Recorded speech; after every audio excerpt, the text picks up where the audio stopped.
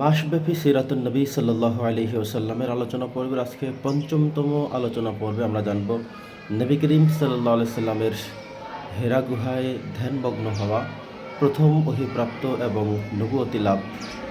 আল্লাহ সুবহানাহু ওয়া তাআলা নবী করিম সাল্লাল্লাহু আলাইহি সাল্লামকে নির্জনে একাএকি নীরবে নিরালে তার ইবাদত বন্দেগীর মধ্যে মাশগুল থাকতে নির্দেশনা প্রদান করেন, যে কারণে নবী করিম সাল্লাল্লাহু আলাইহি ওয়াসাল্লাম তার ঘরবাড়ি, স্ত্রী, সন্তান, আত্মীয় সবাইকে ছেড়ে দিয়ে তিনি হিরা গুহায় ধ্যানমগ্ন হয়ে এক আল্লাহ তাআলার ইবাদতে মগ্ন হয়ে থাকেন। আল্লাহ সুবহানাহু ওয়া তাআলা নবীজিকে তার অন্তঃকরণে পরিপূর্ণভাবে প্রস্তুতি গ্রহণ করিয়েই তারপরেই ওহির প্রথম আয়াত, কোরআন কারীমের প্রথম আয়াত, প্রথম সূরা নাজিল হওয়া শুরু হলো। আল্লাহ তাআলা হযরত জিবরাইল আমিনের মাধ্যমে নবী করিম সাল্লাল্লাহু আলাইহি ওয়া আলিহি ওয়াসাল্লামের কাছে ওহী নিয়ে পাঠালেন। তিনি এসে বললেন, ইয়া মুহাম্মদ উঠুন। এরপরে তিনি শুরু করলেন সূরা আলাকের প্রথম 5টি আয়াত। প্রথম আয়াত যখন নাজিল হলো, প্রথম শব্দটি যখন নবীজিকে বলার জন্য নির্দেশ প্রদান করা হলো, নবীজি বললেন যে মা আনা বিকারিইন, আমি তো কখনো দেখিনি, দেখে পড়তে জানি না, কখনো অক্ষর আমাকে শিক্ষা দেওয়া হয়নি, আমি সেটা তো জানি না। তো হযরত জিবরাইল আমিন আল্লাহ সুবহানাহু ওয়া তাআলার নির্দেশক্রমে নবীজিকে একে একে মোট 3 বার তার বুকের সাথে জড়িয়ে ধরলেন। নবীজি পড়ার মতো পরিপূর্ণ সক্ষমতা অর্জন করলেন। এরপরে হযরত জিবরাইল আমিন বললেন, এবার পড়ুন আপনি। নবী করিম সাল্লাল্লাহু আলাইহি ওয়াসাল্লাম এবার পড়তে সক্ষম হলেন। নাজিল হয়ে গেল সূরাত আলাকের প্রথম 5টি আয়াত এভাবে যে ইকরা বিসমি রাব্বিকাল্লাযী খালাক, খালাকাল ইনসানা মিন আলাক, ইকরা ওয়া রাব্বুকাল আকরাম আল্লাযী আল্লামা বিল কলম, আল্লামাল ইনসানা মা লাম ইয়ালাম। 5টি আয়াত নাজিল হলো।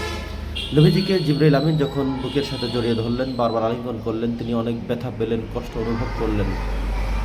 ঠিক তখনই হযরত জিবরাইল আমিনের এই মুআনাকার মাধ্যমে, কোলাকুলির মাধ্যমে, আলিঙ্গনের মাধ্যমে নবী করিম সাল্লাল্লাহু আলাইহি ওয়াসাল্লাম এত পরিমাণে অসুস্থ অনুভব করলেন, অসুস্থ হয়ে গেলেন।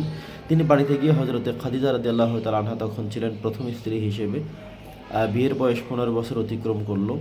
25 বছর বিয়ের পরে 40 বছরের সময় যখন নবুয়তি পেলেন, হযরতে খাদিজা রাদিয়াল্লাহু তাআলা আনহাকে তিনি বললেন যে ইসাম্মিলুন, আমাকে চাদর আবৃত করো, আমাকে কম্বল দিয়ে জড়িয়ে ধরো, আমার প্রচুর জ্বর অনুভব হচ্ছে।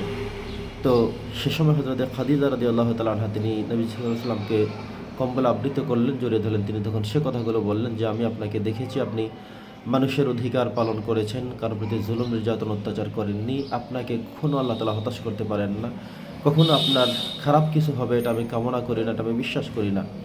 তো এতই ছিল তার চরমে বিশ্বাস।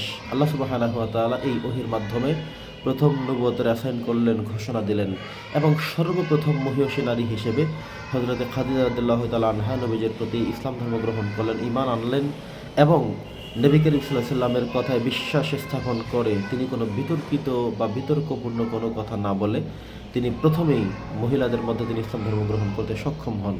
প্রিয় দর্শক, এই ছিল নবী সাল্লাল্লাহু আলাইহি ওয়াসাল্লামের প্রথম ওহীপ্রাপ্তি, নবুয়ত লাভ এবং হেরা গুহায় যে কারণে তিনি অবতীর্ণ হলেন, থাকলেন, ইবাদতে মশগুল হলেন।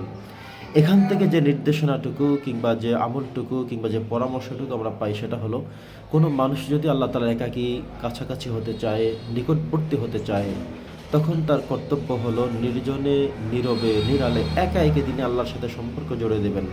এর সবচেয়ে বড় মাধ্যম হলো তাহাজ্জুদের সালাত। তাহাজ্জুদের নামাজ আদায়ের মধ্য দিয়ে একজন মানুষ আল্লাহর একেবারে কাছাকাছি চলে যেতে পারে। আপনি সবাইকে নিয়ে একত্রে কোনো কিছু অর্জন করাটা খুব কঠিন ব্যাপার।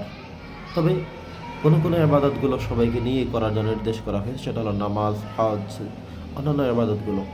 তবে আল্লাহ তাআলার একেবারে নিকটবর্তী হতে হলে তাহাজ্জুদের নামাজ, বিভিন্ন সময় নামাজ, একা একই জিকির আসগার তাসবিহতে মাশগুল থাকা, এটা হলো আল্লাহ তাআলার নিকটবর্তী হওয়ার সবচেয়ে গুরুত্বপূর্ণ মাধ্যম। আমরা চেষ্টা করব আল্লাহ তাআলার নিকটবর্তী হওয়ার জন্যে গোপন আমলগুলো বাড়িয়ে দেয়া, একা একে আমলগুলো বাড়িয়ে দেওয়া, নফল ইবাদত বন্দেগীর মধ্যে নিজেকে বেশি বেশি মাশগুল রাখা। আল্লাহ তাআলা আমাদেরকে তৌফিক দান করেন। ওয়া মা আলাইনা ইল্লাল বালাগ।